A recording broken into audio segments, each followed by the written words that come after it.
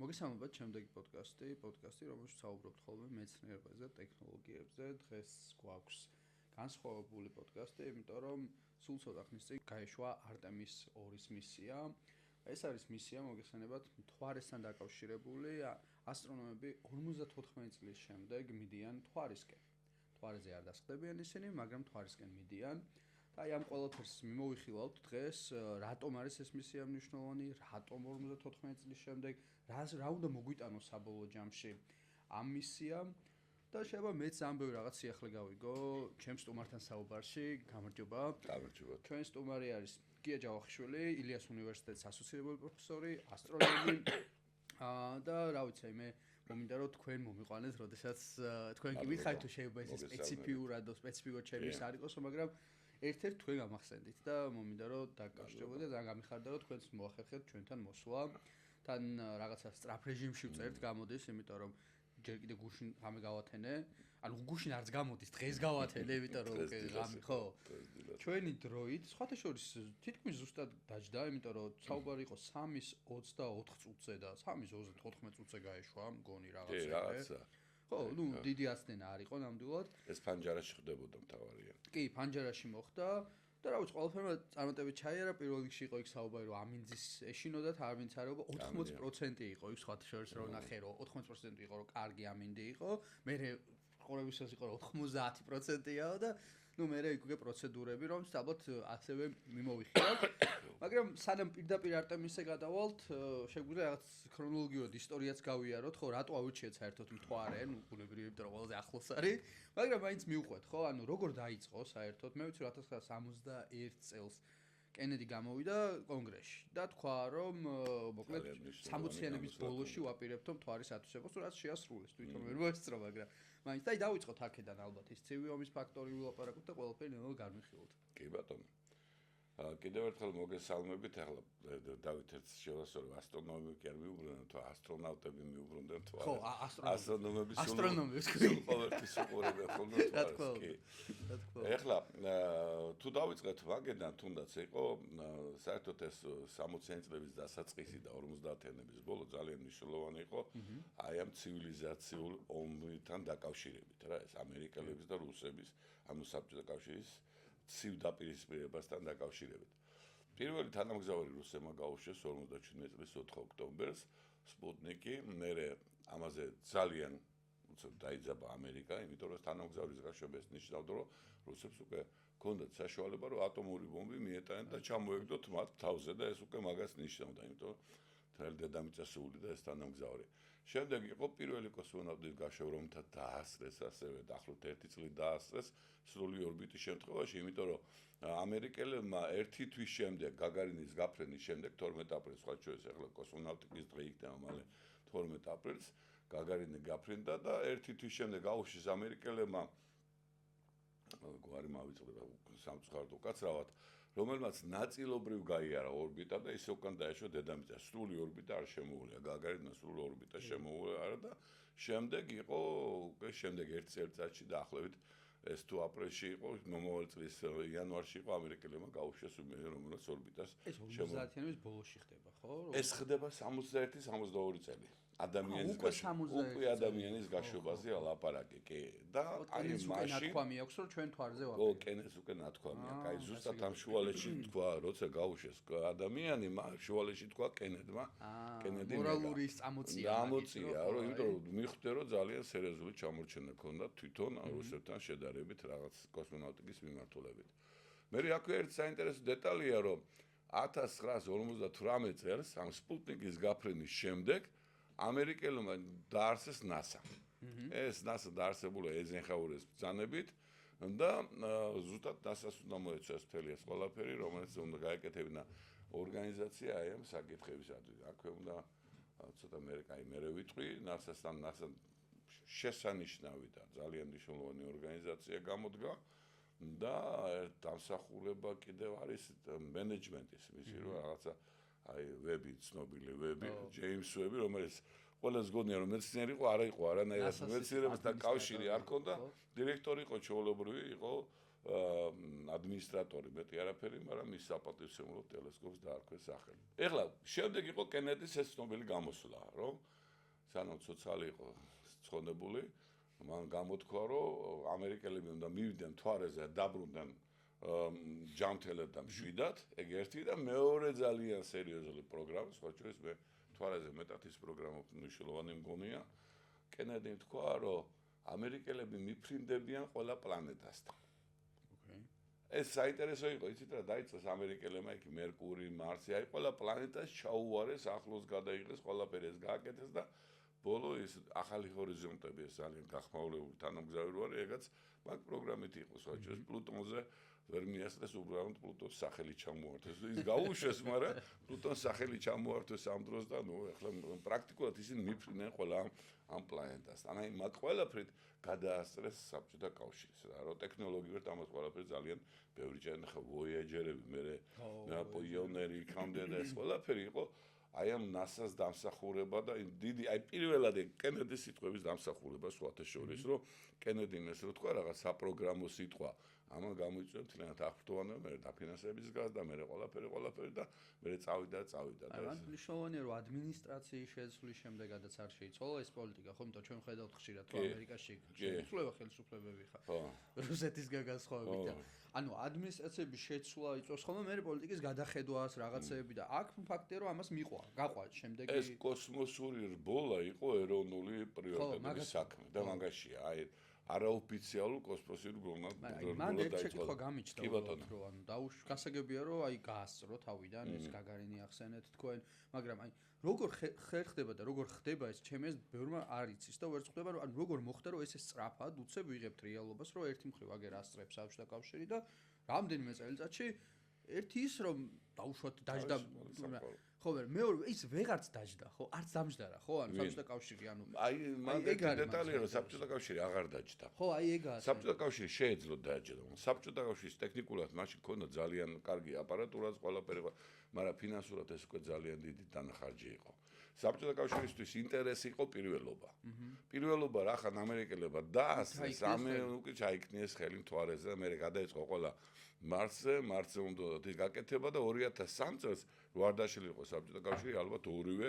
ქვეყანა დაჯდებოდა მარსზე 2003 წელს იყო მარსის დიდი მოახლოება და იმაზე იყო გათვლილი მაგრამ მე რომ დაიშალა საბჭოთა კავშირი მე იმათაც ინტერესი დაკარგეს ამათაც ინტერესი დაკარგეს და ეგეთი რაღაც 80-იანებში თან რეცესია ქონდა ძალიან ეკონომიკას საბჭოთა კავშირის და რა თქმა უნდა და უკვე ახლა ეს დღეს უკვე საბჭოთა კავშირი დამასიანად წავიკითხე თურმე მადაგასკარი გაცილებით მეტი გაფრენა კოსმოსური ხო გაიკვირდა 2024 წელს ვიდრე რუსეთს ერთეული გაფრენების მიხედვით მადაგასკარი ჯოდის რუსეთს წარმოგიდგენია საერთოდ ბოდიში მათთან მაგალითად ნუ ეს ნიშნავს თან პატარა ქვეყანაა თვითონ რაოდენობით მოსახლეობით პატარა გასაგებია ეგ ფრანგების დაინტერესება ფრანგებს აქვთ ალბათ მეტი უნდა რაღაც ისინი იკურირებენ ამ ამბებს მაგრამ უშვებენ ალბათ ხო მაგრამ ახლა შეუძლებელია რომ თვითონ ახლა ქვეყნიდან უშვებდნენ და თვითონ მადაგასკარიც არ იყოს დაინტერესებული ჩართული ამ ყველაფერში და ესა და რუსებზე მეტი აქვთ ფაქტია რა გაფრენები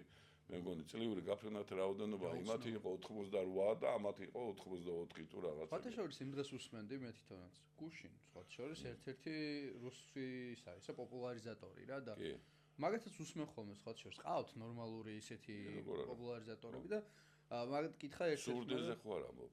გვარი არა. ვალოდია სურდინი არის ძალიან კაი ტიპია. ასტრონომია ის კაცმა გვასული ხსენს. ესეთი ახალგაზრდული სახე აქვს, მაგრამ საკმაოდ ასაკოვანია. ასაკოვანი კაცი. სამწუხაროდ გვარს ვერ ვიხსენებ, ვერ გავიხსენებ, მაგრამ ну მოწვეული ყავდა და იმ თვითონ იმ ბლოგერიდან უსმენდი მე ეს კაცი არ ვიცოდი სამწუხაროდ და მოკლედ იქ ამან კითხა რა და იმან თქვა რომ ნუ ეხლა კონკურენციაო ჩინეთსა და ამერიკას შორისო მე ინდოეთიო და უკვე მერეო რა ჩვენო რა ანუ ინდოეთიც კითხვა რომ რაღაც ინდოეთის გვასწრებს რა ინდოეთი გვასწრებს უკვე ას უკაცრავად კი ბატონო მე რაღაც შუაში ვარ ხო ისაც მეყორას იმათ გულისთვის ხო აი ხო და ესე იგი მოკლედ როგორც ხედავთ რომ ანუ უცებ ხდება ეს გადასწრება როგორც თქვით ვეღარ ეწევა. სხვა შეს თუ გაქვთ შემთხვევით თქვენ ნანახი ან მაყურებელსაც შემიძლია for all mankind ესეთი სამეცნიერო ფანტასტიკის სერიალია.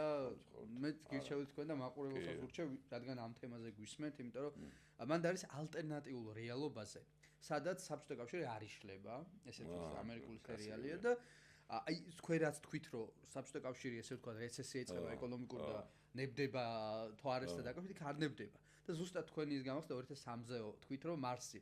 ზუსტად მაგრამ ზუსტად ეს თემა ხეხა იქ აღებული აშკარად და ძალიან ზუსტი მეცნიერული ფაქტებით არის თან გაკეთებული. აი გონიო ნახევარ დოკუმენტურ რაღაცას უყურებ რა. მოკლედ ამ ალტერნატიულ რეალობაში ეს ხდება, რომ დაждდება ისა რა ქვია ამერიკა და მიყვებიან, ესე ერთმანეთს მიყვებიან, თვარეზე ბაზა ჩნდება რა თქმა უნდა და უკვე 2003 წელს ზუსტად ჯდებიან მარსზე. და სრულიად საერთო სხვა რეალობა არის რა და ეხა არის 2000-იანების დასაწყისი იმ სერიაში. ეხა გამოვიდა სხვა შორის გვიშნა ახალი სეზონი, მეხუთე სეზონი უკვე და აი ესე მიდის სრულიად ალტერნატიულად ძალიან ბევრი ასტროფიზიკაა და ასტრონომია თვითონ ამ სერიალში, ამიტომ რა ვიცი, ვის გაინტერესებს გირჩევდით For All Mankind ესე ქვია და მაგაზე გამახსენდა რომ რაღაც ალტერნატიული რეალობა, სადაც წარმოიდგინეს მოკლედ ამ ადამიანებმა რა ესე რომ რა მოხდებოდა. ნუ რა ვიცი, მე მგონი ახლა ქვეყანა ისეთი იყო და ისი აწყობილი მაშინ საბჭოთა კავშირი. მე სამწუხაროდ კარგად ითხოვს ვიცხოვრე იმათ დროსაც, რომ მომდომებული იყო ძალიან გადაესწროთ ამერიკისათვის ყველაფერში. ანექტოტებიც იყო მთელი მაგასთან დაკავშირებით, მაგრამ რეალობაც იყო ეგეთი რაღაცებში ახერხებდნენ გადასწრებას. ცოტა უცნაური რაღაც მე გაგონილი მაქვს, აი დავუშვათ პირველი თანამგზავრთან დაკავშირებით, რომ რატო ყოველთვის ისმოდა კითხვა, რატო აჯობეს ამერიკელებს რუსებმა პირველმა რატო გაუშვეს ესა. ამერიკელებს 53-ში შეეძლო თუ გაეშვათ თანამგზავრობა. ოღონდ ეს გაგონილი ისტორია მაქვს მე და დოკუმენტურად არ ვიცი რამდენად მართალია. თანამგზავრის გაშვება 53-ში შეეძლოს, თან იქ ხო კერძო იყო ეს ყველაფერი და ახლაც უმეტეს შემთხვევაში ახლა რომ შეხედო, აი ამას მიყვება ორ თვეში, ერთ თვეში კიდე ორი გაფრენა მოყვება ამას, რომ ეს რა ქვია Starship-ი და Blue Origin-ი მიყვებიან. ერთმანეთს აჯიბრებენ ამერიკელები, რომელი უკეთესად გაფრინდება და მე რაც უკეთესია, ხო, იმას აარჩევენ ეგეთი რაღაცა. და 53-ში შეიძლება და ამ თანამგზავრის გაშვება, ეს უნდა ყოფილიყო საკომუნიკაციო თანამგზავრი. დაპატენტებული ყველაფერი, მაგრამ მაშინ სამწუხაროდ გაყვანილი იყო ტრანსატლანტიკური კაბელი, წყალისქვეშა კაბელი და იმ კომპანიამ, რომელსაც კაბელს წარმოადგენდა, შეიწყვიტა ეს პატენტი ყველაფერი და გაყინა. იმიტომ რომ კაბელის კონკურენტი არ უნდა გამოჩენილიყო და ეს კაბელის თავისთავად უნდა ამოემუშავებინა, ამოეღებულ და აი ეგეთი ისტორიას ყვებიან. რამდენად მართალია არ ვიცი, მაგრამ ნუ შესაძლებელია რომ ეგეთი იქ ხო მაინც ეკონომიურ საკითხებზეც ბევრი რამეა დამოკიდებული რა ახლა რუსებს შეჯიბრება სულ არ მაინტერესებს ჩემი ფული ასაღები და ეგეთი რაღაცები. ხო, სანამ ჩაწერს ეს დავიწყებთ ხო საუბრობთ ჩვენ და იქ ვახსენეთ ხო რა თანხებზე იყო საუბარი თვითონ აპოლოს მისიები ხო და ნახეთ დაახლოებით იმ დროში 25 მილიარდი ოღონდ მთლიანი მისია რა, ანუ აპოლოს და არა რაღაც აპოლო 11 კონკრეტული რა და დღევანდელი იმაზე რომ გადმოიტანო როგორც ხელოვნური ინტელექტი გვეუბნება სადღაც 180 მილიარდი დოლარზეა, საერთოდ ძალიან დიდი თანხებია. მაშინდელი თვის და ახლა 180 მილიარდი ხო საერთოდ ძალიან ასევე დიდი თანხა არის, ხო და მაგრამ აი მე ანუ რეალურად როდესაც 79-ში დაждდა ანუ აპოლო 11 მანამდეც ხო არ ვთქვათ ერთი-ორი სიტყვა როგორ მივედით აქამდე ანუ პირველი საცდელის იმიტომ რაღაცით გავს ხო ხა ეს არტემის ეგრე მაგაზეს ვთქვათ რომ აი რა ხდება უბრალოდ აი ამ მისიამ უფრო ჩქარა გაიარა ბევრი ნაბიჯი ვიდრე აპოლომ. აპოლომ დავუშვათ პირველი გაფრინდა და კაბინა დაიწვა, მეორეში რაღაცა მოხდა, მესამეში რაღაცა მოხდა, ანუ ვერ მივიდნენ იქამდე და ბოლოს იყო მე-7 თუ მე-8, რომელმაც შემოუარა პირველად თვარეს. ანუ იქამდე ვერ შეძლეს. თან იქ საინტერესო რა დეტალია რომ შევადაროთ ახლა ეს ორი მისია ერთმანეთს, მაგალითად ძალიან დიდი რაკეტით მიფრინავდნენ ისინი. სატურნი 5 ეს იყო ყველა ჯერჯერობით არსებულ რაკეტებს შორის ყველაზე დიდი კოსმოსური ხომალდი, რომელიც ამასგან ეხლა ტექნოლოგიურად დაიხოცა უკვე პატარა შედარებით პატარა ზომის იმით შეძლეს ამ ყველაფრის გაკეთება. SLS-ი რაც არის ეხლა ეს უფრო პატარაა. SLS-ი პატარაა. სატურნი არის სიგრძეში იყო 111 მეტრი. SLS-ი არის 98 მეტრი დღეს უვატარებდი ერთმანეთს მეთქი რა. სხვათა შორის Starship-ი და ის IMSLS-ის დოლებია. დაახლოებით რო შეხედოთ ნახაზებში და იმაში შეიძლება მეტრი 2 მეტრის განსხვავებაა, მაგრამ სატურნის ხელა არც ერთი არ არის. სატურნი ითვლება ერთ-ერთ ყველაზე დიდ ერთ-ერთი ყველაზე დიდი მათ რა ქვია. რატო იცვლება კი არა, რატო იყო ამ ხელადი? დაჭირდათ მართლა ენერგია, რომ ეს აიყვანა და იქამდე მიეტანათ ეს. ყველა მხარე მავალი უნდა მიეტანათ, მერე ეგ რამდენი როვერები აიტანეს, თვითონ ის მოდული, რომელიც ჩაფრინა, ეს ხო ყველაფერი სატურნით კეთდებოდა, ანუ უფრო მძიმე, ბევრი რაღაცის გადამტანი რაკეტა უნდა ყოფილიყო და აი ამან გამოიწვია ალბათ ესეთი რაკეტა. ფაუს გაკეთებულია. ფაუ იყო თავი, ფაუ კი არა. იმის რა ქვია, გერმანელზე. გერმანელი ფაშისტი რო იყო. ფაშისტი. გვასწრესორი ხდება კაცო რა ქვია. ბრაუნი. ვერნერ ფონ ბრაუნი, კი. რომელიც პირველი რაკეტას კი ფაშისტებთან ამუშავებდა. ის ბომბავდა, ის ზუსტად მაგის გაკეთება იყო ძალიან ჩართული. და შექმნეს ეს რაკეტა, რომელმაც აიყვანა აპოლონი, მისია, რომელმაც შეასრულა და მიფრინდა იქ მიიტანეს ყველაფერი. მე ძალიან კარგი კადრებია, სხვაჩვენს მე სტუდენტებს ხშირად ვაჩვენებ ხოლმე.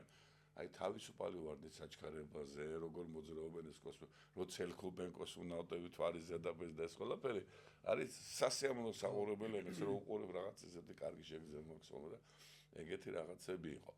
რა თქმა უნდა, არ იყო პირდაპირ, მე 13 იყო მგონი, რომელიც საერთოდ დაბრუნდა უკან. მისია ვერ შეასრულა და მე ფილმი რო არის გახმაურება ხაზე 13 და ხო და რო ატყა და ამბავი თითქოს ამერიკელების ყველაფერი მთელი ფილმში გადაღებულია, მაგრამ თითქოს და აქაც რეალობაში გადაღებული იყო. ამ დროს მისიები ყველაფერი შედგა და ყველაფერი გაგდა. არ იყო საჭირო ისიც აი ხშირად მოდიან ხოლმე ჩვენთან და მეკითხებიან. იქნება მოიტყუეს ამერიკელებმა. და მე უკვე ვიცი რა, კაი მოიტყუეს ერთხელ დაუშვათ, მაგრამ 12 კაცი იჯდა მთვარის ზედაპირზე, ამერიკელი აგრეთვე შედიდა და ნახეთ რომ 12 კაცი რომელიც დაფიქსირებული დადიოდა მთვარის ზედაპირზე. თუ ერთხელ მეორეთ რაღაც უნდათ იგივე ტყუილის გამო, მესამეთ რა უნდათ კაცო, ის რა როვერები რო დასეირნობენ და რაღაცები როა კადრები, ის რაღაც უნდათ ამის გაკეთება. ტყუილი მესმის ერთხელ, ანუ ეს არის ცოტა ისეთი აბსურდული. არა, ეგ ძალიან სასაცილოა, იმიტომ რომ მაგასაც თავი დავანებოთ 100,000 ადამიანამდე იყო თვითონ ამ პროექტში ჩართული. რა თქმა უნდა, ხო.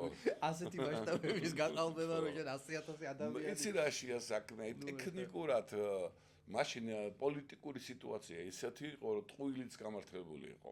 და გეტყვი რატო რომ რო წასულიყვნენ ამერიკელები, რუსები მიდიოდნენ უკვე. და ეს იყო ახლა უკვე წარმოიდგინე პირველი თუ რუსები მივიდოდნენ თვარეზეც, აი ამერიკა რამდენი იყო ჩამორჩენილი, რომ რაღაცნაირად ახალი აი მარსზე უნდა გაფრენილიყვნენ სადმე შორს, რომ იმით დაემტკიცებინა, რომ ჩვენც რაღაც შეგვიძლია რა და ამან გამოიწვია ეს ყველაფერი ესეთი გამწარებული დიდი მონდომებით რო აკეთებდნენ და მიდიოდნენ და ყველაფერი გადადეს, რომ ოღონდ ეს თვარის მისია შესრულებული. ხო, მაგრამ მან ის არის რომ რამდენად აბსურდულია, რომ ხალხი მის მაგას ფიქრობს, ამას კონსპიროლოგები რა თვითონ აი ეს რო თქვი რუსულს მენდით, თვითონ იმ კაცმა თქვა, რომ კი ვიცი, რუსები ამართლებდნენ. მაგას ვამბობ. აი ეს ასტრონომები ახლა თუ სურდნი იყვნენ ნებისმიერი მსხვერპლიც მომისმენი, ისინი ამართლებდნენ, რომ არა კაცო, მართალია ეს.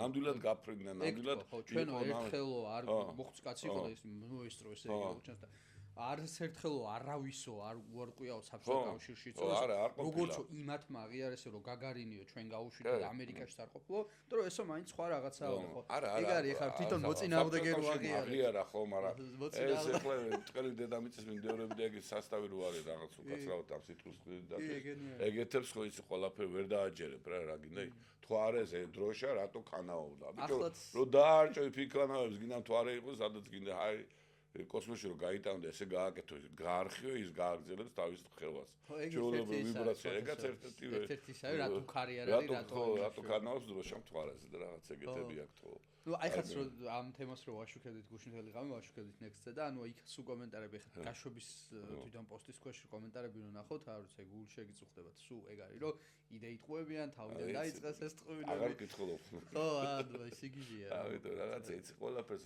ჩაყვე ხანდახან ისეთ უკაცრავად აბსურდულ მდგომარეობაში ვარდები ხოლმე რომ მე გიკვირს რატო ჩადიხარ ან რატო ნერვულობ ან რაღაცა ერთი ნაცნობი ცოტა გადახვედი შეიძლება ერთი ნაცნობი შემხვდა ქართველი რომელიც ამერიკელია მოქალაქეობრივად მაგრამ ისე ქართველია და რომელიც აღუჩებს ტყელი დედამიწის იდეის მატარებელი აი მას რომ ველაპარაკებოდი მივხვდი რა უაზრობას ვაკეთებდი რომ ვეუბნებოდი როგორ ეს ყველაფერი მასონები გეგმავენ წვიმა მასონებს მოყავთ ეგ მეუთხარი კაი პირველ საუკუნეებში სად იყვნენ მასონები ანტიკურ რაღაცა ქვესაუკუნე ხო არ იყვნენ მასონები არა მაშინაც იყო მასონები და მასონების დაპროგრამებული ყველაფერი აი რა უნდა ელაპარაკო, აი როგორ დააუხსნა რაღაც რა ვიცი მე. ამასიათ კიდე ის აიგეთხავდა დავით, ისო რა ქვია, ანტარქტიდაო, კედელიო, ბრწყინვალე დედამიწის მომხრეები რო ამბობენ და ექსპედიციაზე რომ მიდიან, კედელს უნდა შემოუვარო, რომ ნახო რომ მართლა კედელია და ვიცოდი. რაღაცა ეგეთი ეწერა. გაგიჟდები რა მოკლედ. შეც ყავდა ერთი ფავორიტი მკითხველი, პროფესორ მას ყავდით ამოჩემებული ადვოცზე, რომ ანუ ბრწყინვალე დედამიწა ერქო თვითონ Facebook-ზე სახელკი და სულ ყველაფერზე გიკომენტარებდა ხოლმე, აღარ სადაც გაქრა. ხო, ნუ მოკლედ რა დაუბრუნდეთ იმას რა ქვია. აპოლოსებს, აი ხო და მე ესე იგი, როდესაც მოყვა ამას რამდენიმე მისია, თქვენ თქვით 5 თუ 6, ხო? როცა 6 იყო, იმიტომ 12 ამერიკელია ნაჯდომი მთვარის ზედაპირზე. ახლა არის რაღაცა кай ფოტო ის არის მთვარე და ჩანს ვინიჯი და ზედ და ხო თან რა არის ეხო სამკაციანი მისიებით მიდიოდნენ ეგ იყო ხომალდი იყო სამკაციანი ერთი ზემორჩებოდა აუცილებლად ორი ჩადიოდა ქვევით და ეგეთი რაღაცა და ის აი ეგეთი ახლა როგორ პროექტი ექნება თან 4 კაციან მისიაში არ ვიცი მაგრამ შეიძლება ხო და აი მან მაქვს ეს შეკითხვა ანუ ჩვენ ვიცით რომ ანუ აუთხო მოდულები უნდა გააკეთო მთვარეზე და აი რა იქნება როგორ გააგრძელებენ არ ვიცი რა ხო მაგრამ აი ისე მანამ არტემისი გადავალთ ეს აპოლოს ამბავზე ანუ ჩვენ ვიცით რომ მოკლედ ესე იგი 6 ჯერ დასხდნენ ბოლო იყო 1972 წელს და მან საინტერესო რა არის ანუ პირველს უყურა სადღაც 600 მილიონამდე ადამიანმა რა რაღაც წავიკითხე ნუ რაღაც ყველა რეკორდი და მე რა თქმა უნდა იკლებს მე უკვე აღარ უყურებდნენ და მე სახელი და გვარებიც არ ახსოვს ხალხს ეხა შესაძლოა ახლა არც როგი ყველა მიცის და ნარჩენო ხო და ბაზ ვაი ბაზ ოლდრინი აი ეგეც კი შეიძლება დაგავიწყოს მიუხედავად იმისა რომ მის მერე დადგა ეგრევე ფეხი ხო და შემდეგ დაგვაუწყდავ მაგრამ მანდარია საინტერესო რომ რა ხდებოდა მე ანუ რა მისიები იყო ანუ რა სახის ხდებოდა თუ ვისთან კოლევა ხდებოდა სხვადასხვა ადგილებში ხდებოდნენ ხოლმე იკულევდნენ რაღაცებს წამოღებულია გრუნტი ჯერ ერთი 750 კილომეტრ გრუნტი აქ თორე ჩამოტანილი ამერიკელებს კლიანობაში კი რუსებს აქ 50 კილოგრამი რუსებს ხო ის ავტომატური მისიებით აქ ჩამოტანილი მე იყო რაღაცები გაჩნდა აი რაც ვიცით რა იქ რო და ის რა ქვია თვარე როგორი შეიძლება იყოს რა ხდებოდეს ახლა რა წერია ხოლმე პრაქტიკულად მაგისებიდან არის შემოსული ეს ინფორმაციები მაგრამ ბოლომდე მაინც არ არის გაკეთებული. მაგალითად, ინდუელებმა აღმოაჩინეს წყალი მთვარის ზედაპირზე, რაც ამერიკელებს არ გაუკეთებიათ. ამბობენ, რომ ის გრუნტიც კი, რომელიც მათ აქვს ჩამოტანილი, ბოლომდე ვერ გამოიკვლიეს. რატო რა მიზეზები არ ვიცი. სიმართლე გითხრათ, მაგას ბოლომდე ვერ ვიტყვი. გაჩნდა მერე ვერსიები, რომ აი ეხლანდელი მისიის ვერსია, მაგალითად, რა შეიძლება იყოს, ამას ეკონომიური დატვირთვაც აქვს, არა? გარდა იმ შემდგომი გაგრძელებისა, მაგალითად ჰელიუმ-3-ის ათვისებაზე. ჰელიუმ-3 მდიდარია, მთვარე. მართალია, ზოგი ამბობს, რომ ეს ეკონომიურად წამგებიანი პროექტი იქნება, ზოგი ამბობს, მომგებიანი პროექტი იქნება, რა გამოვა საერთო ჯამში არ ვიცი. თუ ჰელიუმ-3 და რაღაცა თქვენ ბაზები აწარმოებთ მთვარეზე, გამოიმუშავეთ ენერგია და მე ეს ენერგიის შეძლებთ გამოტანამ დედამიწაზე, დავუშვით გამოსხივებით ან რაღაცეებით, მაშინ შეიძლება მართლა ძალიან, მაგრამ იცით რა არის ჩვენ უყურებთ მაინც და მაინც დღევანდელობის თვალსაზრისით. თვითონ ასტრონომიაც, კოსმონავტიკას და რაღაცები ამართლებს ხოლმე 50 წლის მერე ძალიან. და შეიძლება დღეს დამუშავდეს რაღაც პროექტების ის ბაზა, რომელიც აქტიური იქნება უკვე 50 წლის შემდეგ. უნდა გითხრათ, რომ დღესაც ბევრი პროექტები მუშაობს. აი, მაგალითად შეიძლება მოვიყვანოთ ჰაბლი. ჰაბლი ხო აი გავუშვეს რა, თითქოს ტელესკოპი გაფრინდა, ბევრი ფული დახარჯეს, მე რა ხეირე ამერიკელები ყველაფერში ხერის პოულობენ, უნდა გითხრათ. ჰაბლის გაშვებაში დაჭირდათ 700 გამოგონება. რომ ეს მოეხერხებინა. ამ 700-დან 350 პირდაპირ წავიდა წარმოებაში და დაიწყეს გაყიდვა.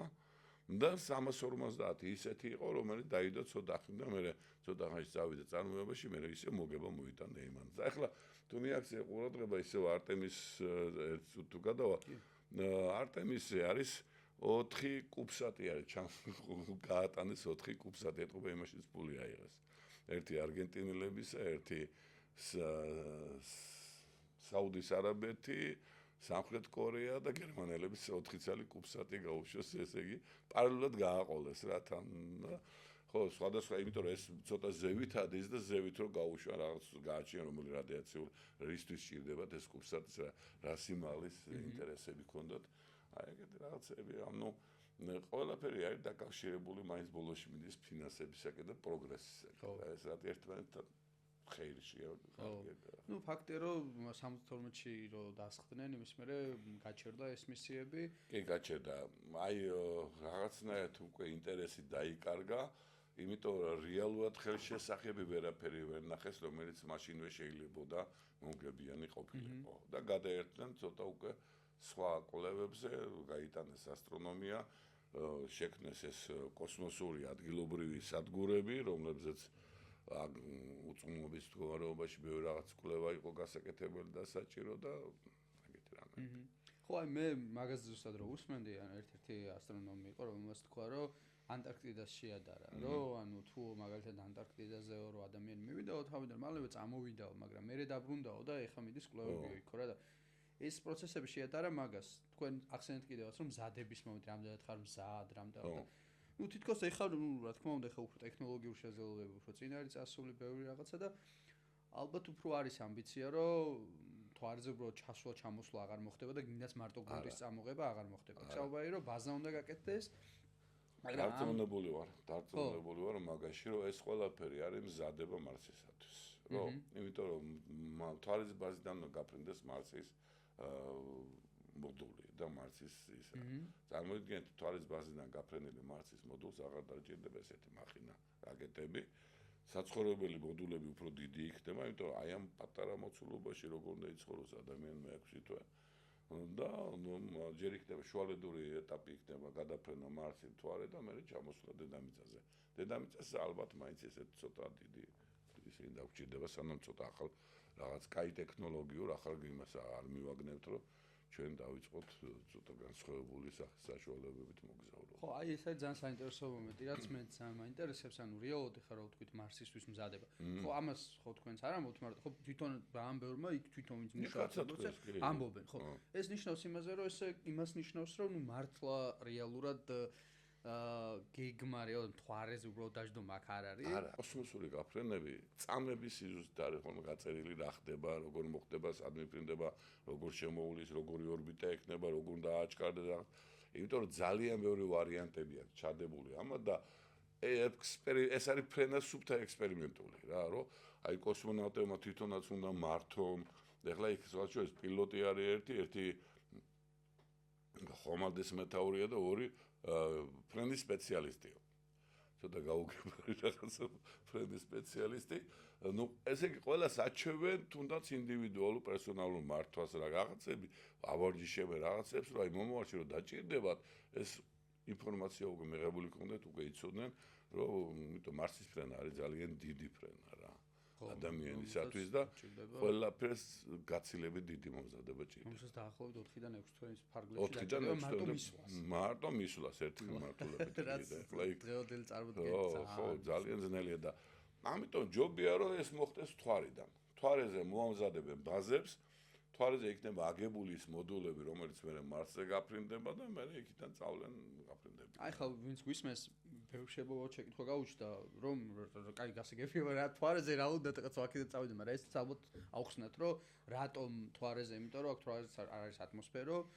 ატმოსფერო არ არის, მიზიდულობა დაბალია ძალიან, იქიდან რაკეტის აფრენა სჭირდება 6-ჯერ ნაკლები ენერგია, ვიდრე აი წარმოიდგინეთ ეს 98 მეტრიანი რაკეტის მაგალითად დაფრინდება 15 მეტრიანი რაკეტა თვარიდან და იგივეს გააკეთებს, რაც დედამიწიდან 98 მეტრიან მიფრინავს. ხო, და ნუ და გადალახვა მისი მიზიდულობისა გაცილებით ადვილია, დედამიწიდან მოცილებულია ასე ვთქვი, მეორე კოსმოსური სიჩქარე უფრო დაბალია და ყველაფერი ეს და მერე შეიძლება დედამიწა გამოიყვნენ თამაჩქარებლად, სხვა შორის, იცი? გრავიტაციული აჩქარებას მოხდენ დედამიწით, გამოუშვებ თვარიდან და ისეთ მიმართულებას მიცემ, რომ დედამიწა მიგიზდავს და მოგისვრის მარსისაკენ და საერთოდ შეიძლება გაცილებით უკეთესი ორბიტები და ამუშავო, უფრო ადვილად მიფრინდა მარსზე და ნუ ყველგან. დანარჩენი გინდა სატურნზე წადი. სწორედ მარსი არის ერთი ეტაპი. ჩვენ ყოველთვის ლაპარაკობთ ხოლმე მარსზე, მაგრამ დღეს საკმაოდ სერიოზულად მიდის ფიქრი უკვე იუპიტერის თანამგზავრებზე, სატურნისთან მოგზაურობთ, სიცოცხლის ზემნასთან დაკავშირებით, კი ყინულის ქვეშ ჩასვლასთან დაკავშირებით, მე სხვადასხვა ასტეროიდებზე კვლევაზე. აი ეს ყველაფერი ხო საჭიროა და მთვარე არის ყველაზე კარგი კოსმოდრომი ჩვენ შემთხვევაში და მთვარის ათვისება არის პირველი ნაბიჯი, რომ სერიოზული კოსმოსური მისიები გაუშვა უფრო შორს რა. ხო, მან მეც დავამატებდი ერთ კიდე რომ ანუ როგორც ვიცი დაახლოებით 90% ეს ენერგიის ყველაფერი მიდის თუნდაც გაშვების მომენტზე ამ საწვავიც რომ როგორმე დაიძლიოს ეს და აი თვითონ რაკეტას რო დაუკვირდი რა ხელა ნაწილი რჩება აქ ნაგვად რა. და მე ეს ნაწილები აი ესე იგი ზედმეტია სულ იქიდან დაჭირდება ძალიან პატარა ამასთან შედარებით. იდეალური ბაზა იქნება მოკლედ იმისთვის რომ დავიწყოთ მართლა რეალურად აი რეალურად კოსმოსის ათვისება და შორს წასვლა თორე ეხლა აი ეგ არის ყველაზე მნიშვნელოვანი ჩვენ ახლა ასწავლეთ რომ ბევრს მართლა ანუ ერთი რო უბრალოდ არ ესმის რომ აი რას გადაიკიდენ ამ თვარეს მაგრამ ეგ არის მნიშვნელოვანი რომ ნუ რესურსების და კიდე ყოველთვის გარდა ანუ აქ არის პოტენციური ყველაზე ესეთი ბაზა რესურსები არის ყველაზე მეორე ხარისხოვანი თვარის შემთხვევაში ერთადერთი რესურსი არის წყალი წყალზე ვიცი რომ ეხლა ეს აქცენტი რომ წყალი უნდა შეისწავლონ წყალი არის მთვარეზე რაღაცა თქვით ინდოელებმა აღმოაჩინეს მიწის ქვეშ სამხრეთ პოლუსზე სხვათა სამხრეთ პოლუსზე აპირებენ მე ეს მისია დაჯდომას უпроსორად გრუნტის ქვეშ დაახლოებით 1 მეტრის სიმაღლეზე და იქ არის რაღაც გაყინული წყლებიო ეს გაყინული წყლები გამოიყენება თუნდაც წყალბადის და ჟანგბადის მისაღებად რითაც ახლა ეს რაკეტები დაფრინავენ გამოიყენება ადამიანების სასუნთქად ადამიანებთან და რაღაცა მიკრო სიტუაციის შესაქმნელად და აი მაგიტომ მთავარი არის წყალსიმაშობიან და დანარჩენი ახლა ეს ჰელიუმ-3-ს ვავიღებთ თუ სხვადასხვა ნივთიერებებს ავიღებთ რომელიც მთვარეზე არის მე მგონი ისეთი ძვირფასი არ არის გამორჩეულად ძვირფასი რომ ჩვენ მაგიდან ამ ხელა რაკეტები იქით ვაფრინოთ და იმის ჩამოსაზიდოთ ეგეთი დიდი დადვერდვა არ აქვს ვაი ხა თქვენ რომ საუბრობთ სულ მახსენდება ეს for all mankind რო ახსენე რა იმიტომ რომ ზუსტად ეს ყველაფერი მოხდა იქ უკვე არ მინდა ხარ ავსეოდ გირჩევთ რა უფრო და მაყურებელსაც კიდე აი ზუსტად ესენი მოხდა ანუ იქ ჩადიან პოულობენ ქვემოთ ამ გაყინულ წყალს მე მაგაზე მიდის ბრძოლა რომ ისინი ჩადიან რა ქვია საბჭოთა კავშირი და რომელი მოიპოვეს ხო ის რაოდენობრივად ალბათ შეზღუდული და ეხა კადრიც მიდგას მოყვები ვიღაცამ რომ ნახოს არ არის სპოილერი არ არის სპოილერი კაცო ხო და ნუ კადრი გამბელმაც გაიგოს დაინტერესდება ნახონ ხო იმიტომ რომ კადრი დავიდგა თვალწინ როგორ ჩადიან რომ იქ ეს ყინული წყალი იპოვონ მოკლედ რა იქაც მარსიც იგივეა ხეობებშია გაყინული წყალი მარსი აღარ მოუყვები აი როგორ თქვით მარტო ფარიც მარსი კიდე აი ფარი მალე მომთავრდება პირველ სეზონში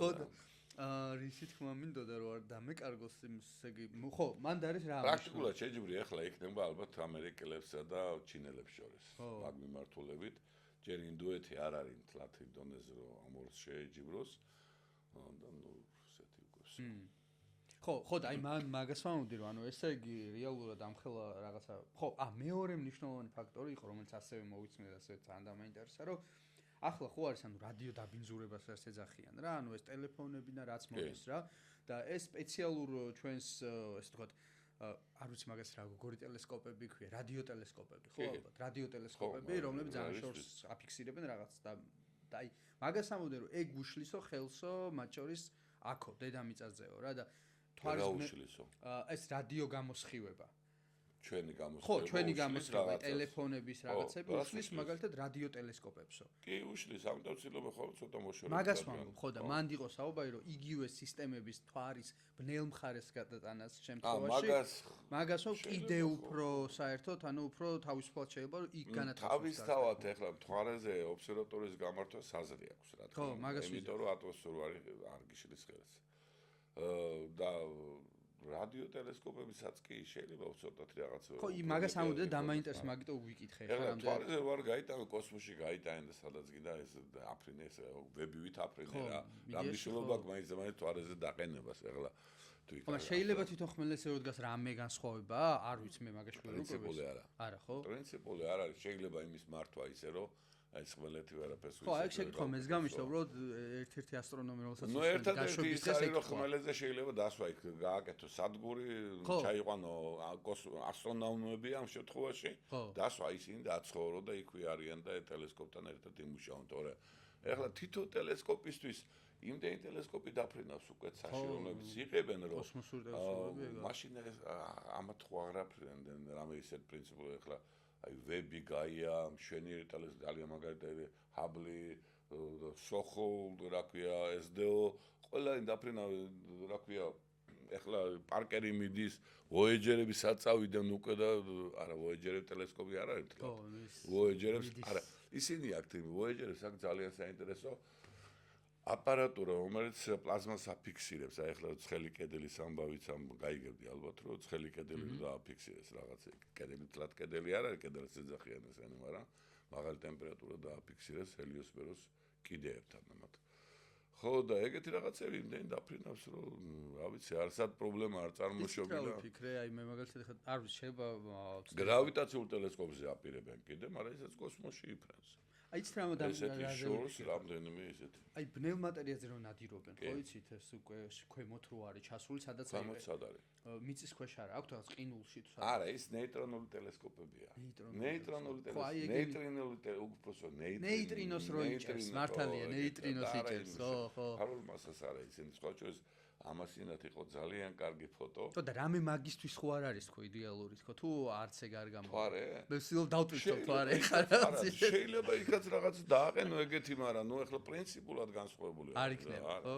ხო. აი ახლა ნეიტრინული ტელესკოპზე არის ვაჩვენებ ხოლმე ლექციაზე ძალიან საინტერესო ფოტო შევხვდა ამასინათ მზე გადაღებული ნეიტრინული მე გადმოგიგზავნე Facebook-ში ნახე რა კაი რაღაცა.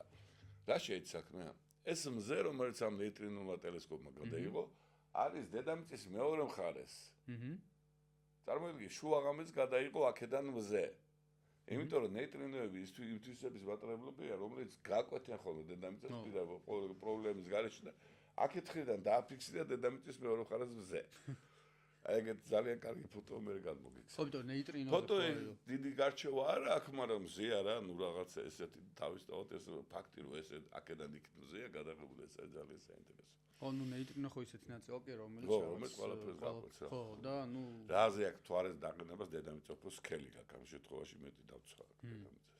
კი ბატონო ნეიტრინო თუ ვერ დავწერთ თვარეს ესეთი თვარეს მზეს ხო შეიძლება რამე ესეთი განსაკუთრებული რაღაცა იდეა იყოს მთვარესთან დაკავშირებით, მაგრამ მე ახლა ვერ ხვდები რა ისეთი მომგებიანი უნდა იყოს მთვარე ამ შემთხვევაში, იმიტომ რომ აქ ხელა მოწყობილობა იქ რო აიტანო და მაშინ შეგვიძლია ალბათ აი თვითონ არტემის 2-ზეც უფრო რაღაც დეტალურად ჩავიდეთ, იმიტომ რომ ამ წამს როცა ჩვენ ამ პოდკასტს წერთ არის ესე ვთქვათ 2 აპრილია ხო ახლა და თუ რამდენიმე საათი არის რაღაცა 2 აპრილიო დაიწყო მაშინ მოხდა ეს გაფრენა როგორც თქვით რაღაცა ხო და ნუ ხო ამ წამს რა ვიცით ანუ აი დაახლოებით ესე იგი იმიტომ რომ ვიცით რომ რა თქმა უნდა წარმატებით გაეშვა მისია გავიდა ორბიტაზე ანუ როგორც მე ვიცი არ მინდა რომ შემეშალოს და შემდეგ კი მაღალ ორბიტასაც გაცდა ხო მგონი უკვე და მან მოხდა ესეთი რაღაც ჯერ გაუშვეს ზევით სხვა შორის მე ვადევნებდი თვალს სიჩქარეები რო ეწერა COVID. ცუდი არის ამერიკელები მილებში წერენ სიჩქარეებში. მაგის გადაყვანა მიხდებოდა კილომეტრების გადაყვანა ჩვენ მიჩვეულები ვართ კილომეტრებზე. აი სხვა შორის 16000 მილი საათში რო ეწერა ეს ჩვენი გაგებით აი 8 კილომეტრი წამში. 8 კილომეტრი წამს უფრო მიჩვეულები ვართ ეს კოსმოსური სიჩქარეებით რო 7 და 8000-ით რო გავიდა ეს აი გავიდა კოსმოსში. მაგას თუ გადაცდა 11 და 2000 სანამ COVID არის ეს დედამიწის გრავიტაცია ჯერ არ მიუტოვებია და ჯერ კიდევ დედამიწის გრავიტაციაში. აქეთ არის რა თვალისკენ არ წასულა იგულისხმება. აი ახლა ეგეთი რაღაცა იყო რომ ეგ გავიდა მოუმატა 8 კილომეტრამდე ავიდა სიჩქარე. მიაღწია უმაღლეს წერტილს ორბიტისა და მე დაეშვა ქვევით სიჩქარე შემცირდა. თუ მე 14000-მდე ჩამოვიდა რაღაცა სიჩქარემ შემცირება დაიწყო და დაეშვა ქვევით დედამიწისაკენ ისევ ანუ ჩამოვიდა ჯერ იყო აპოგეუმში ამ უშუალო წერტილში მე ჩამოვიდა პერიგეუმამდე და პერიგეუმის დროს დედამიწამ ისევ მოისროლა თავიდან მანევრს აკეთებს ესე ორჯერ დაატრიელებენ აჩქარებენ უფრო მეტად აგროვებინებენ სიჩქარეს და გაუშვებენ თვარისაკენ რა თან პარალელურად შუალედებში მოხდა ის მომენტი მე წეღარ ვთქვი რომ დღეს მივაქცია ყურადღება ეგეთ რამეს რომ აი შემხედრ კოსმოსურ ხომალდს აუქციეს ეს პატარა ის ბოლო ნაწილი უკვე ორიონიზე ალაპარაკი, ორიონი რომ მოწყდა იმ მატარებელს, რა ქვია, რაც დარჩა კაფსულა ორიონი, ეს აუქციეს, იქ კრიოგენული ძრავებია, კრიოგენული ძრავები არ ვიცი ზუსტად რა არის, მაგრამ მე როგორც ვიფიქრე, შეიძლება რაღაც გაყინული გაზებია, რომელსაც ელექტროობით ადნობ და მე რეაქტიულ ძრავას იძლევა და აი შეიძლება მაგით ხდება მართვა და ისეთი რაღაცეები. და ესე გავარჯიშების კუთხით იყო. ერთი პრობლემა შეექმნათ, როგორც მივხვდი, მაგრამ თვალგაკვეთ ეწერა, ტუალეტის პრობლემა შეექმნათ. აი გუნდა გვეთქვა სხვათაშორის პირველად ხდება რომ ტუალეტი აქვს, ხო, საერთოდ. ტუალეტი საერთოდ ძალიან სერიოზული რამ არის ხალხი კოსმოსში. დიდი სამბით იღებდნენ იქ ახლო კადრებს სხვათაშორის გაშვებოდა აი ტუალეტი. ხო და მე გააკეთეს ეს ტუალეტი, გამოსურდა ეს პრობლემა, ეწერა რომ გამოსურდა პრობლემა.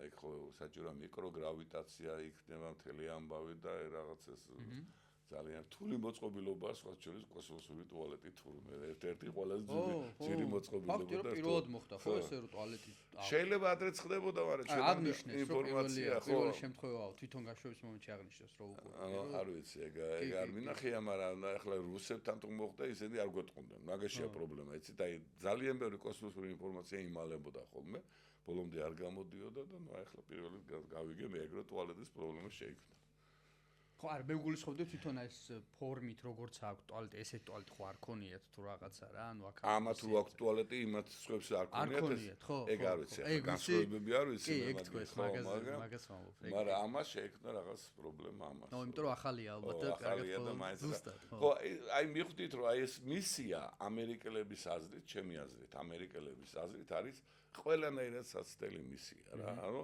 აი ისაც გამოცადონ ტუალეტის გამო ხო სკაფანდრები არ აქვს ბოლომდე მიყვანილი სხვა შორის აი ერთ-ერთ ადგილას ავიკითხე რომ აი ადამიანები სანამ დაждდებიან თვარეზე იქამდე ეცდებიან რომ ახალი სკაფანდრები ბოლომდე მიიყვანონო ესე იგი სკაფანდრებიც არ აქვს ბოლომდე მიყვანილი რა რომელიც დაითვალისწინოს დაждდებისას გამოადგება და ეს არის ყველანაირი სასწელი მისია მიფრენ როგორ მიფრინდება როგორ გამოფრინდება მე ეს ხომალდი არ გამოდგენ მეორე ხომალდი გაუშვებენ პავლურად მესამე ხომალდს გაუშვებენ პავლურად და ნახავენ რა არიან ანუ მიდის ასე ვთქვათ შეჯიბრება შიდა შეჯიბრება რა უკეთესად გავაკეთოთ ესე ვთქვათ ესე იგი აი ტენდერია ხო ტენდერია მაგრამ ეხლა რეალურად ანუ ახლა ამ მომენტში ეს მანევრი რაზეც ვისაუბრეთ აი ამ პროცესში ვართ ამ პროცესში ვართ ხო და მე გავარდა და წავთვალისაკენ რა. სამ აპრილს. საკმაოდ მაღლაა სხვა შორის ორბიტა აქვს საკმაოდ მაღლაა წეული როგორც მივაქცევი მე ყურადღება. ეს 70000 კილომეტრი იყო დაშორებული რაღაც მომენტი. ხო. ძალიან შორს. ხო, კი, რა თქმა უნდა, ეს ახლო ორბიტა აღარ არის უკვე. დედამიწის ახლო ორბიტა ითვლება 200 და 500 კილომეტრამდე თუ არის ხოლმე რაღაც. ეს თანამგზავრები და ყველაფერი ამ ორბიტაზე დაბრუნდა. 400 მით არის დაშორებული ის რა ქვია, საერთაშორისო კოსმოსური სადგური მე მგონი ძალიან ის 52 არა, ის არის ქვევით. ხო, მაგას ვამბობ, ძალიან ქვევითა კი და ეს არის საკმაოდ გრძელ ორბიტაზე ადიან და ესე გავიდა, კი. ხო. და ნუ მოკლედ აი ამ მანევრის შემდეგ ხდება საბოლოო ძრავის ჩართვა, რომელმაც თან ამ დროს ამოწმებენ როგორც ვიცი ამ აპარატურას ყველაფერი რამდენად წესრიგია და საბოლოო დასტურის შემთხვევაში როგორც ბოლოს ნახე აქ პოდკასტში აწერეს დაწყება და 3 აპრილი ეწერა ჩვენ დროით ღამე. ანუ ეხა ღამე სავარაუდოდ უნდა გადაწყდეს. ხო, დღეს ღამე, ანუ რომ ძრავა გაეშვება თუ არა. ხო, თუ რამე პრობლემურია, რომ აი ეგ სადმე კოსმოსში არასდიონ დავით დაკარგულ კოსმონავტებს და პირი აქვე დააბრუნონ თუ ნახეს რომ ყველაფერი გზია არის. და ანუ ესე იგი 3 აპრილს უკვე რეალურად ხო, ხვალ გვეცოდნენ რომ გაფრინდებიან ამერიკელები თვარეზე თუ არ გაფრინდებიან მოკლედ რო გითხრათ. ხო, აი მაყურებელი. ხო, და იმიტომ არის ესაც რომ აი თავიდანვე რომ დავიწყეთ რომ მე პირველი ეჭვი გამიჩნდა დაახლოებით 10 დღეო რო თქვეს ეს დაახლოებით 10 დღე ცოტა ისეთი რიცხვი იყო რა რომ არ იყო ზუსტად როდის აი ის გათვლილია უკვე რომ დავუშვათ იქ ნახე ის რომ აი რომ შემოეს ჩვენთან ორიონი რომ დაბრუნდება ახლოს რომ მოგვიახლოვდება ატმოსფეროსთან რომ მოვა მე როგორ დაიწყებს დაშვებას რამდენი პარაშუტი გაიხსნება რომ ყველაფერი გათვლილია ეს გაწერილია წუთები და წამები და იქ თუ ამბობს რომ 1 საათის შემდეგ ატმოსფეროს შემოსვლიდან 1 საათის შემდეგ დაეშვება რა ქვია ატლანტიკის ოკეანის სანაპირო რომელიღაც სანაპირო თქვა იმ ესენი ყველაფერი გათვლილია მიხვდით რა დონეზეა ეს გათვლები და ის არიციან რომ 10 დღე იქნება თუ დაახლოებით 10 დღე იქნება ცოტა უცნაურია რა ანუ ამერიკელებს აქვთ ჩემი აზრით უკვე კიდევ რაღაცა ექსპერიმენტები, რომელსაც ბოლომდე არ ამბობენ. თუ გამოვიდა, ხო კაია იტყვიან, რომ აი გავაკეთე თუ არ გამოვიდა და არაფერს არ იტყვიან. მივხვდი. აი იმაზეც ეგ არის რა, რომ ეხლა რომ ის რაკეტის ძრავები თუ ამუშავდა, ესე იყო ყველა საცდელი საექსპერიმენტო ძრავებია პრაქტიკულად. სულ ახლიდან იწყებენ ეს უკვე აღარ არის სატურნი, რომელიც ესე თუ ისე გამოცდილი იყო. ახალი ის არის, ახალი თაობის რაკეტებია, ახალი საწვავებია და იმათ ჭირდებათ ყველაფერს გამოცდა. ხო, და ნუ როგორც ვიცი, როგორც ხვდები, ანუ სამში თუ გაეშვა, ყველგან წარმატებით გაიარა. დაახლოებით რამდენი 300,000 თუ 400,000 კილომეტრია, ხო? ფარდე 384,000 საშუალოდ. 400-მდე სადღაც რა. და ნუ სადღაც 400 ალბათ ზემოთ გაცდებიან თვალსაჩინო. გაცდას აპირებენ და მაღაზია ამბობენ რომ ყველაზე შორს გაუშვებ თუ ადამიანს რა. აი მაგაზე შეკითხვა გამიშდა, ნუ აქამდე ყველაზე შორს რა გამოდის, ან როდის იყო? თუ არა შემოვარეს თუ ახლო და მეტი არაფერი ეს იყო დავუშვათ 388,000 კილომეტრზე გაფრინდნენ აქამდე და ახლა გაფრინდნენ 410,000 კილომეტრზე მაგას ამბობენ. იდეა რა არის ეს? თუ ალბათ სათქმელი მარკეტინგული ის რო აი ყველაზე შორს გაუშვით თორე ისე ხო თვარებდე თუ მიფრინდი მე იქიდან 20,000 კილომეტრით იქით გაფრინდებით, ნაკლებად გაფრინდებით დიდი არაფერი. ხო, თუმცა მარკეტინგულად კარგად იქნება ეს რო ადამიანი ყოველთვის ხო, აბა ეხლა მაშინ ყველა ისმის კითხო ხო იყავით ბატონო თვარე რაღაც გიდეთ რაღაც მიდიხარ და აი ამბობენ ეხლა შორს წავედი. ეხლა შორს წავედი ეგეთი რაღაც. წინა გაფრინდების დროს ისინი რამდენჯერმე არ ტყავენ წრეს. ის მათ რამდენჯერმე მოარტყეს თვარეს. დედამიწას ერთხელ და თვარეს უფრო მეჯერ და ეს კიდე ესენი ერთხელ არ ტყავენ და უკან მოდიან. ხო. ესეც რატო ხდება, მაგას თუნდაც ვერ მივხვდი ხო ერთი იმით, ხო? ერთი იმის შემორტყმისთვის ამ ხელაზე წახვიდე. რამდენად ახლოს მიდიან ეგ ხო არის თქვენ და თვალის ზედაპირთან? ხო. ეგ არ ვიცი. სამწუხაროდ ვერ ვნახე ეგეთი ინფორმაცია ვერცად, რომ მე ნახე იქიდან მოხდება ზევიდან შესავლა თვალისა ეს ზონდირებით. ხო. remote sensing-ი, ანუ შორიდან ზონდირებით.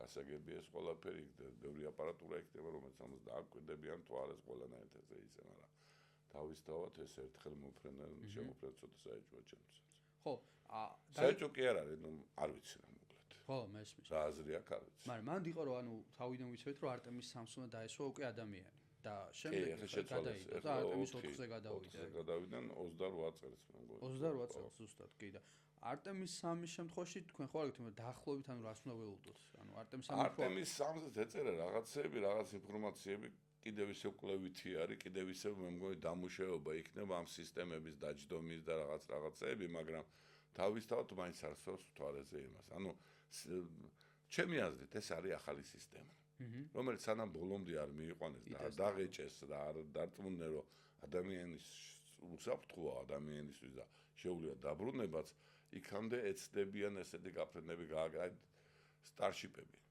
რამდენი გაუშვეს ანუ ნორმალურად გაფრენდა. იგივე იქნება აქაც რა გაუშვებენ, არ ვარგა რაღაცა გაასწორებენ, გაუშვებენ არ ვასაცდელი საექსპერიმენტო მეცნიერება რა. ეს ტექნოლოგია და მეცნიერება რომ ყველა იმას თავიდან ახალი რაღაცა შემოა, ახალი რაღაც შემოა, პრობლემებს გაასწორებენ, მე გადადე რა შეენაღვლება და ერთ წელს დადეწავთ ერთ წელს. ხო, თან სადღაც დაიწერა კიდევაც რომ ანუ ესე თლად ფეხშზე უკან არაზისო რა. არავინ არაზის ხო მართლა ეხლა ეს მაშინ იყო ძალიან საჩქარო რუსებს არ დაესვათ. ეხლა თავის დაკეთება. მაგრამ აი ეგ ჩინეთს მინდა აი ჩინელებმა ხო ჩინელებმა რამე არ მოუიმას. ამასობაში უცებ რა. მაგრამ ესენი თვალზე უკვე ნამყოფები არიან მაგაშია საქმე და ისინი უნდა დაჯდნენ პირველად და ეს ამათ 50 წელია წინ ამერიკელებს ამ შემთხვევაში. ისე ჩინეთსაც 1-2 სიტყვა რო ვთქვათ, მაგრამ იმიტომ რომ ახსენეთ რომ თავარი კონკურენტები არიან, რას ხედავთ მე რას საკურდებით? რაშიც ძლიერდებიან, რაშიც აქვს სერიოზული პროგრესი, რამესაც ხوار გამოარჩევს. სიმართლე გითხრათ, მე ჩინური ტექნოლოგიები ნაკლებად ვიცი. ამიტომ შეიძლება რაღაცა არასწორად თქვა, მაგრამ საქმე შეიძლება ძალიან წინ მიდიან მეცნიერებაში. პრაქტიკულად კუჩი მისდევენ დღეს ამერიკას თავისი ამ გაშვებებთან, კერძო კოსმონავტიკას შექმნეს ჩინელებმა, როგორც ვიცი და ბევრი კვლევებია. მათ შორის მარსის გრუნტზე იყო თუ არ მეშლება, რომ საუბარი რომ ამერიკამ გადადო საერთოდ, ეგ რო წამოიღო რაღაც დამჯდარი ყავს, აღარ მახსოვს სახელი, რომელი რობოტი უნდა დაესვათ და ჩინეთი აპირებს უფრო რაღაც მასშტაბურ რაღაცას. აი მაგაში იჯერება ჩინეთი. ახლა მარსზე დაუწყებს ჩინეთი ჯიპს. იმიტომ რომ ამერიკამ თვარე დამყოფია უკვე ამერიკა. ხო და შეიძლება მაგაში წავიდეს, მაგრამ აი ტექნოლოგიურად როგორ არიან მე არ ვიცი რა, ახლა ვერ გეტყვით და ცოტა ის არის რა. ანუ მოკლედ 2028-ში უნდა ველოდოთ, მოკლედ არტემის 4-ს, რომელიც ესე იგი დაგვისვავს ამ ადამიანს და მაგაზეც ხო არ გაქვთ რამე ინფორმაცია, ანუ დაახლოებით რა შეიძლება რა იყოს, ანუ აი ბაზა როგორ წარმოგიდგენიათ მან როგორ შეიძლება აწყონ რა. და მესმის ხა მაგაზე ესე ვერ ვილაპარაკებ ზუსტად, მაგრამ აი უბრალოდ თქვენი წარმოგიდგენიათ. სვათეჟორის 1-3 წლის წინ ჰაკატონები რო ტარდება ხოლმე. ხო იცით ეს. და იყო რაღაც ჰაკატონი რომელზეც მოსწავლეებს დავალებული ჰქონდათ შეეგდათ მთვარის მოდულები და ეგეთი ბაზები. მივხვდით? ამერიკელები აგროვებენ იდეებს. ხო. რომელი კარგი იქნება და დაუშვათ მე იმ იდეებიდან გამოყოფენ რაღაცებს და ამუშავებენ, დადგავენ და ამით შეიქმნება ეს დღეს ნებისმიერ მე რომ რაღაცა დავასახელო ეს იქნება ძალიან ტყუილი ფანტასტიკა. ეგეთია. იმიტომ რომ დარწმუნებული ვარ ესენი ყველაფერი ძალიან ბევრი პროექტები არსებობს, დამუშავებული პროექტები. იქ უნდა იყოს ბაზები, რომელიც აწარმოებენ წყალს. იქიდან ნიადაგიდან მოიპოვებენ წყალს, ბაზები, რომლებიც ამ წყალს შესაბამისად გადაქმნიან ყველაფერში და რაღაცა ესეთ და კიდევ დამატებით საცხოვრებელი ადგილები უნდა გაჩნდეს რა. უნდა გაჩნდეს კოსმოდრომებიც უნდა შექმნან იქ წარმოიდგინეთ. ეხლა ესე თუ ისე დაბალი გრავიტაცია თუ მაღალი გრავიტაცია, მაინც რაღაც ადგილია საჭირო, რომ სერიოზული ხომალდი აფრინდეს და გაფრინდეს მარსისაკენ. აი ყველაფერი აი წარმოიდგინეთ დიდი კომპლექსებზე აქ ლაპარაკი ქალაქებზეა ლაპარაკი მარტო აი NASA-მ თლიანად რო გადაიტანთ კოსმოსში დაახლოებით ეგეთ რაღაცაზეა ლაპარაკი ალბათ იმ ბაზების შემთხვევაში. ხო არა ძალიან ისეთ მასშტაბურია. მასშტაბურია კი ხო მე გული მწყდება ხოლმე ჩვენ გვერდით რო ვარ და ეს გვერდიდან რო უყურეთ მინდა რა რომ ჩვენც მონაწილეობდეთ ეგეთ რაღაცებში ძალიან მინდა მაგრამ მადლობა ძალიან დიდი რომ არაფერს ბატონო და მადლობა რომ ამ თემაზე თქვენთან ვილაპარაკე ჩვენ მაყურებელსაც მადლობა რომ მოგვისმინა გვიყურა და რა ვიცი იმედი ვიქონეთ რომ წარმატებით ჩაივლის არტემის 2-ის მისია და შემდეგ დაველოდებით არტემის 3-ს, არტემის 4-ს, მერე იქნებ ნახოთ მარსზეც, არ ვიცი რამდენად შეიძლება საერთოდ ჩემი თაობა საერთოდ მოესმე და ხო, საბოლოო ჯამში იმედი ვიქონიოთ რომ ჩვენ ქართველები მეტად ვიქნებით ჩართულები ზოგადად მსგავს პროცესებში. არა მარტო ასტრონომიის ხრი, ხო, ზოგადად სოფლიო მუდმივად იცვლება, პროგრესი მუდმივია, ყოველ შემთხვევაში ესე ვხედავთ და სამეცნიერო და ტექნოლოგიური პროგრესის მიმართ. ჩვენ სამწუხაროდ ძირითადად რაღაცებში გამოთიშულები ვართ ამისგან და ვაგურდებთ. მადლობა თქვენთან.